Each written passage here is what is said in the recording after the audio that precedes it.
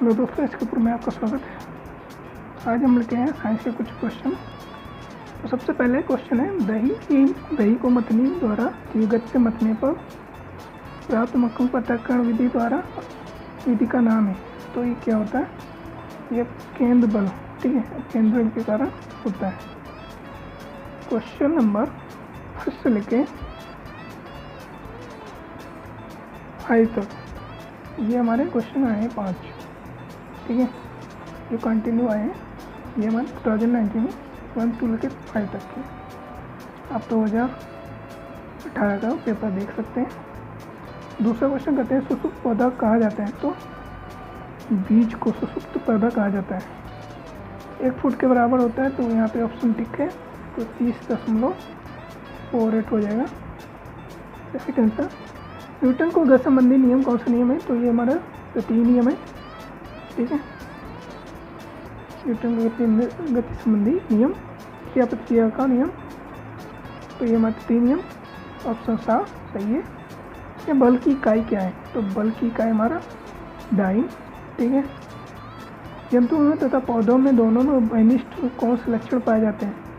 तो जंतुओं में, पौधों में क्या होता है?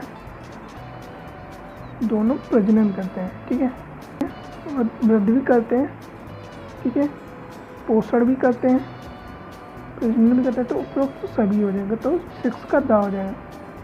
कि जंतु होते हैं, जंतु क्या होता है? स्वपोषी होते हैं, परपोषी होते हैं। तो जंतु होते हैं हमारे परपोषी होते हैं, ठीक है। कैसे? तो स्वपोषी जो अपने आप को भोजन प्रदान करते हैं, ठीक है। तो जो भोजन अपने आप को बनाते हैं, वो पेड़ पौधे बनाते हैं, स्वपोषी होते हैं। लेकिन जंतु परपोषी होते हैं, ठीक है। तो हमारा 7 का सही होगा, ठीक है। अब बात करते हैं क्वेश्चन नंबर 8 की। पौधों में प्रजनन होता है। तो अलैंगिक प्रजनन होता है, ठीक है। कायिक जनन, अलैंगिक जनन, निषेचित, अनिषेचित जनन और लैंगिक जनन। तो 8 का हो जाएगा हमारा अलैंगिक जनन, ठीक है। अभी मैंने बताया था अलैंगिक जनन होता है, जंतुओं में लैंगिक जनन होता है। कौन सा पौधा अधिक उपयोग के कारण संकटग्रस्त हो गया? तो 8 का सा हो जाएगा। सर्पगंधा हमारा संकटग्रस्त हो चुका है। तो यहाँ पर पूछा है, जीवधारियों के नामकरण के द्विपद नाम पद्धति के जनक थे। तो इसका ऑप्शन हो जाएगा आ, ठीक है। 10 का आ लीनियस। फिर उसके नाम में क्वेश्चन में 11, निम्नलिखित में से कौन सा पौधा वायुमंडल में की नाइट्रोजन की स्थिरीकरण कर सकता है?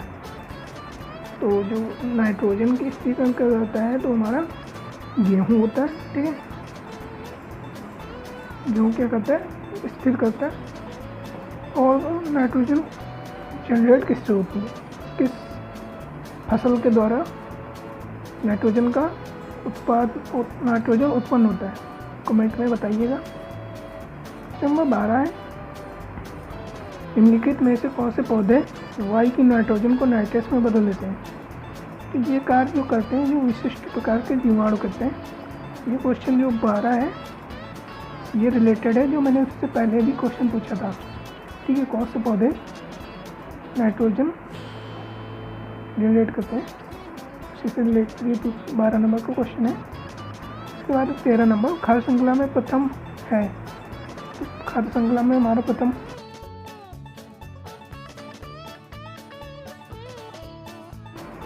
जीवद्रव होता है।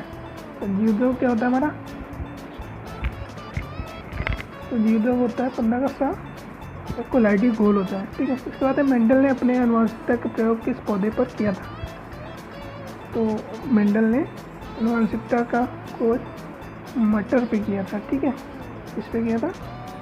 मटर पे, ठीक है। इसके बाद पादप कोशिका की पहचान है। तो पादप कोशिका की पहचान क्या होगी हमारी? कोशिका भित्ति। 17 का 2 ऑप्शन सही हो जाएगा। उसके बाद 18 नंबर, स्वतः जनन सिद्धांत का प्रतिपादन करने वाले वैज्ञानिक का नाम था। तो स्वतः प्रतिपादन करने वाले वैज्ञानिक का नाम वॉन हेलमंट है, ठीक है।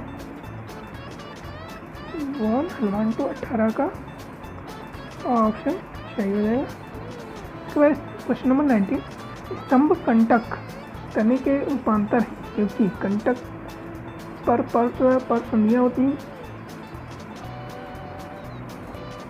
ये तने पर लगे होते हैं, ये पौधों की रक्षा करते हैं, या फिर ये कक्षस्थ कलिका में विकसित होते हैं तथा इन पर एवं संधि होती है। तो हमारा 19 का द ऑप्शन से हो जाएगा। ये कक्षस्थ कलिका से विकसित होते हैं तथा इन पर पर्व संधि एवं संधि होती है, ठीक है। पर्व एवं पर्व संधि होती है। अंगूर में प्रतान रूपांतर है, तने का, पत्ती का, अनुपत्र का, पुष्पच का। पत्ती का होता है जंगली मटर में, ठीक है। अंगूर का क्या हो जाएगा, तने का, ठीक है। क्या हो जाएगा हमारा, तने का, ठीक है। तो उससे 20 का आ हो जाएगा। गेहूं की जड़ में संवहन पुल किस प्रकार के होते हैं? तो गेहूं की जड़ में संवहन पुल, तो इसका ऑप्शन बताइए आप। इसका ऑप्शन से हो जाएगा, एक घेरे में आरी तथा बाएं अधिद्वार, ठीक है। 20 का आ हो गया। फिर तना पतान का उदाहरण है, तना पतान का उदाहरण है, ये भी हमने पढ़ा था अंगूर का, ठीक है। और पत्ती किसका होता है, मटर का होता है, जंगली मटर। एक बीजपत्री जोड़ों में समान बंडलों की संख्या होती है, तो एक बीजपत्री मंडलों में समान बंडलों की संख्या होती है 4, 2, 8, 2 या 4। इसका ऑप्शन 23 का सा हो जाएगा, ठीक है। 8 और 23 का हमारा राइट आंसर हो जाएगा। उसके बाद पेड़ की किस प्रकार के जल को अवशोषित करते हैं? आर्द्रता जल, गुरुत्वीय जल, कोशिकीय जल, बंधित जल। तो पेड़ किस प्रकार के जल को अवशोषित करते हैं? तो पेड़ जो अवशोषित करते हैं वो कोशिकीय जल को अवशोषित करते हैं, ठीक है। क्योंकि पेड़ के अंदर क्या होती है, हमारी कोशिकाएं होती हैं, ठीक है। तो यहाँ पे 24 का द ऑप्शन सही हो जाएगा। जोड़ों द्वारा उसको जल पत्तियों तक पहुँचाया जाता है, तो किसके द्वारा जो पहुँचाया जाता है? तो वो हमारा जाइलम काम करता है, ठीक है। 25 का हो जाएगा, जाइलम के द्वारा, ठीक है। 26 मैनग्रोव पौधों की जड़ें वातावरण से ऑक्सीजन किसकी सहायता से प्राप्त करती हैं? तो जो हमारा मैनग्रोव पौधा होता है, तो उसकी जो जड़ें होती हैं वातावरण से ऑक्सीजन प्राप्त करती हैं, तो कौन सी होती है वो हमारी क्या है, न्यूमेटोकोर, ठीक है, न्यूमेटोकोर द्वारा, ठीक है। तो ये हमारा ऑप्शन सही हो जाएगा। 27 सबसे अधिक जल अवशोषण की क्रिया होती है, तो सबसे अधिक जल अवशोषण की क्रिया किसकी होती है? जल के शीर्ष पर, मूल रोम प्रदेश में, पुरातन प्रदेश में, दीर्घ प्रदेश में। तो मूल रोम क्या होता है, मेन जड़ें, ठीक है। मेन जड़ें क्या होती हैं, नीचे होती हैं। तो पानी का जो अधिक जल अवशोषण होगा क्या मूल रोम में होता है, ठीक है। तो मेन जड़ें में होती है, ठीक है। तो ऑप्शन सही हो जाएगा 28 बीजपत्री जड़ में संवहन बंडल है, तो बीजपत्री जड़ में संवहन बंडल क्या हो जाएंगी? यहाँ पे हमारा ऑप्शन सही होगा डार्क वाला, ठीक है।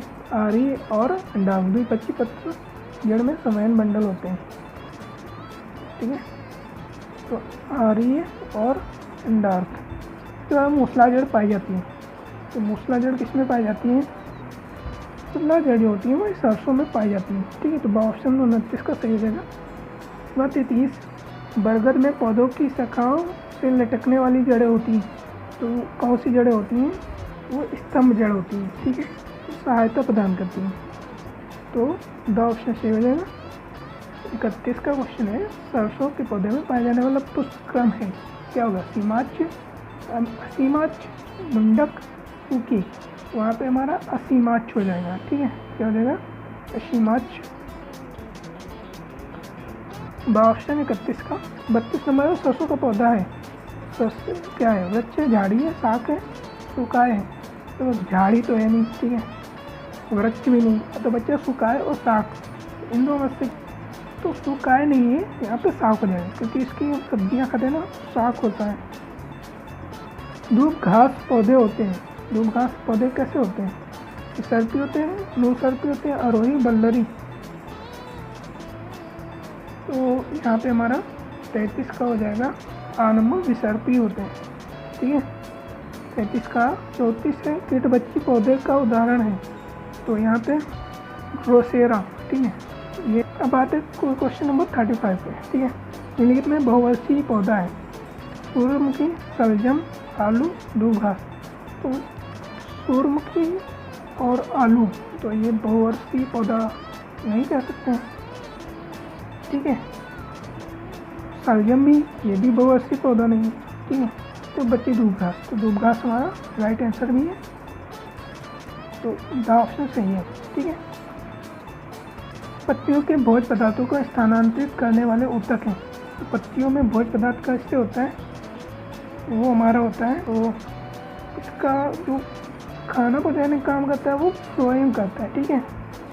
कौन करता है? फ्लोएम। तो यहाँ पे द ऑप्शन सही हो जाएगा। कौन सा बीज एक बीज पत्ती है ना? मटर, सरसों, मक्का। तो चना जब फोड़ते हैं तो उसमें 2 बीज पत्ते होते हैं, ठीक है, 2 पार्ट होते हैं। मटर भी फोड़ते हैं, उसमें भी 2 पार्ट होते हैं। सरसों को कुछ कभी फोड़ना, उसमें भी 2 पार्ट होते हैं। मक्का होता है वो जो 1 बीज पत्ती होता है, ठीक है। तो 35 का द होगा सही आंसर। द्वितीयक केंद्रक निषेचित होकर बनता है, द्वितीयक केंद्रक निषेचित होकर भ्रूणपोष बनता है, ठीक। क्या होता है? भ्रूणपोष। तो ये हमारा क्वेश्चन हो जाएगा 38 का द राइट आंसर। 39 से फूल वाले पौधे में द्विनिषेचन की प्रक्रिया होती है, तो इसका आंसर हो जाएगा हमारा शांता बीजांड में, ठीक है।